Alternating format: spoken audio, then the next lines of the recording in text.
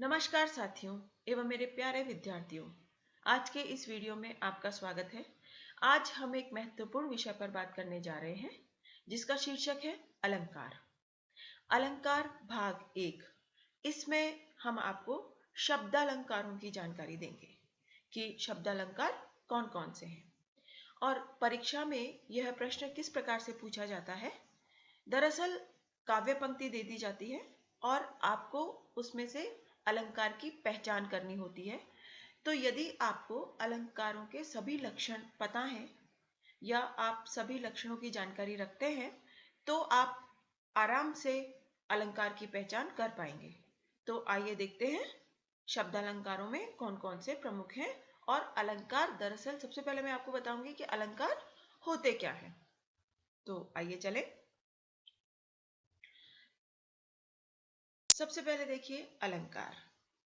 अलंकार शब्द का वाच्यार्थ है आभूषण और इसका अर्थ है शोभा बढ़ाने वाले। तो अलंकार जो है उस अलंकार शब्द का अर्थ हो गया आभूषण और इसका पूर्ण अर्थ हो गया शोभा बढ़ाने वाले। अलंकरोति इति अलंकारः अर्थात आभूषित करने वाले या शोभा बढ़ाने वाले उपादान ही अलंकार कहलाते हैं। अब किसकी शोभा बढ़ाने वाले, ये देखिए। कवि दंडी के शब्दों में काव्य शोभाकरान धर्माना अलंकारान धर्मान अलंकारान प्रचक्षते, यानी काव्य को शोभा प्रदान करने वाले धर्म या तत्व ही अलंकार हैं। जो काव्य की शोभा बढ़ा दें, काव्य को सौंदर्य प्रदान कर दें, वे धर्म या तत्व ही अलंकार कहलाते हैं। अलंकार के भेद। अलंकार के दरअसल 3 भेद होते हैं। पहला होता है शब्दालंकार, दूसरा अर्थालंकार और तीसरा उभया अलंकार। जहां पर काव्य के सौंदर्य में शब्दों के माध्यम से वृद्धि होती है, यानी काव्य में यदि शब्दों के माध्यम से चमत्कार उत्पन्न होता है तो वहां शब्दालंकार होता है। और जहां काव्य के सौंदर्य में वृद्धि अर्थ के माध्यम से होती है, अर्थात यदि काव्य में अर्थ के माध्यम से चमत्कार उत्पन्न हो जाता है तो वहां अर्थालंकार होता है। और जहां काव्य के सौंदर्य में शब्द और अर्थ दोनों के माध्यम से वृद्धि होती है, वहां उभया अलंकार होता है। तो सबसे पहले आज हम शब्दालंकारों की बात कर रहे हैं। तो शब्दालंकार के भेद होते हैं। पहला अनुप्रास अलंकार, दूसरा यमक अलंकार, तीसरा श्लेष अलंकार और चौथा वक्रोक्ति अलंकार। आज हम इन चारों अलंकारों की बात यहां करने वाले हैं। सबसे पहला है अनुप्रास अलंकार।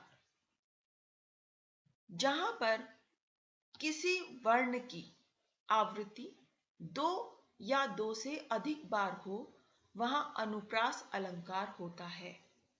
अब देखिए, हम यहां शब्द की बात नहीं कर रहे हैं, हम यहां वर्ण की बात कर रहे हैं। तो जहां पर वर्णों की आवृत्ति होती है, अब यह 2 बार भी हो सकती है और 2 से अधिक बार भी हो सकती है, वहां अनुप्रास अलंकार होता है। जैसे देखिए, तरनी तनुजा तट तमाल तरुवर बहुछाए। यहां पर आप देख रहे होंगे कि त त तमाल में त और तरुवर में त, यहां पर त वर्ण की आवृत्ति हुई है, इसलिए यहां पर अनुप्रास अलंकार है।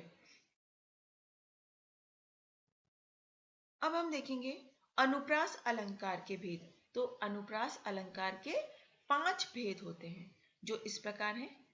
छेकानुप्रास, वृत्त्यानुप्रास, अंत्यानुप्रास, श्रुत्यानुप्रास और लाटानुप्रास।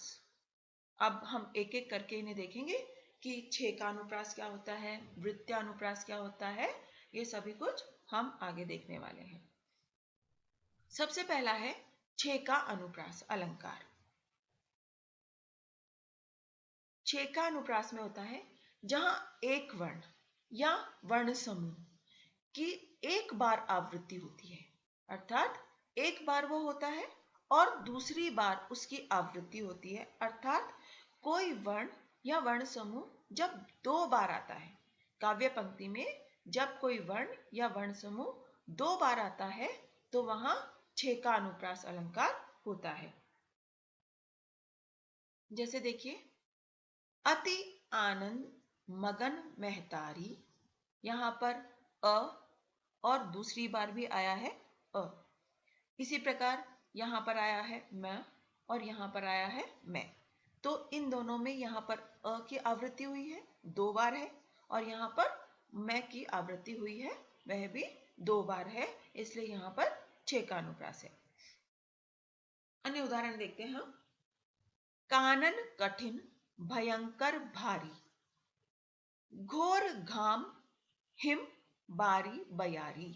यहां पर देखिए, का कानन में क की आवृत्ति क है और इसकी आवृत्ति हुई है क, यानी कठिन में भी क है।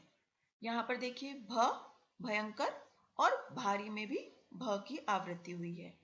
घोर घाम में घ और घाम में उसकी आवृत्ति हुई है, दोबारा वह वर्ण आया है। और यहां पर देखिए बारी और बयारी, ब वर्ण आया है और उसके पश्चात भी ब वर्ण आया है, इसलिए यहां पर छे का अनुप्रास है। एक अन्य उदाहरण देखिए। तुम तुंग हिमालय भृंग, यहां पर भी तुम में त और तुंग में त, यानी त वर्ण की आवृत्ति हुई है, वह दो बार आया है, इसलिए यहां पर छे का अनुप्रास है। अन्य देखिए, वृत्तानुप्रास अलंकार। यहां पर यह वृत्तानुप्रास है, यानी अनुप्रास का दूसरा भेद। इसमें देखिए, जब किसी काव्य पंक्ति में किसी वर्ण की अनेक बार आवृत्ति हो, यानी दो से अधिक बार जब आवृत्ति होती है तो वहां वृत्तानुप्रास होता है। जैसे उदाहरण देखिए, भव्य भावों में भयानक भावना भरना नहीं, भव्य भावों में भयानक भावना भरना नहीं।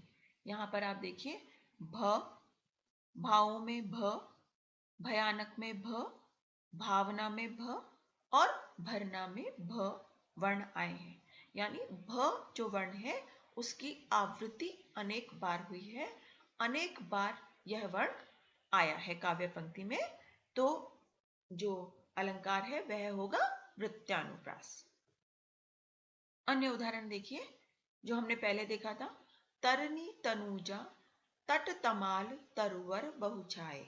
यहां पर भी त वर्ण की आवृत्ति हुई है और त वर्ण एक बार नहीं, दो बार नहीं, अपितु 5 बार यहां पर आया है, इसलिए यहां पर भी वृत्तानुप्रास अलंकार है। अन्य उदाहरण में देखिए, गंधी गंध गुलाब को गवई गाहक कौन। यहां पर ग वर्ण की आवृत्ति हुई है। देखिए, गंधी में ग, गंध में ग, गुलाब में ग, गवई में ग और गाहक में भी ग वर्ण आया है, इसलिए यहां पर वृत्तानुप्रास अलंकार है। अनुप्रास का यह दूसरा भेद है। इसके पश्चात देखिए, अंत्यानुप्रास। यहां पर आप देख रहे होंगे कि अंत्य यानी अंतिम, तो अंतिम जो वर्ण है उसकी आवृत्ति होना। तो आप देखिए, इसका लक्षण है, जब किन्हीं काव्य पंक्तियों के अंत में वर्णों का तुक मिलता हो, अर्थात अंतिम वर्णों की आवृत्ति हो, तो वहां अंत्यानुप्रास होता है। जैसे उदाहरण से हम समझेंगे इसे।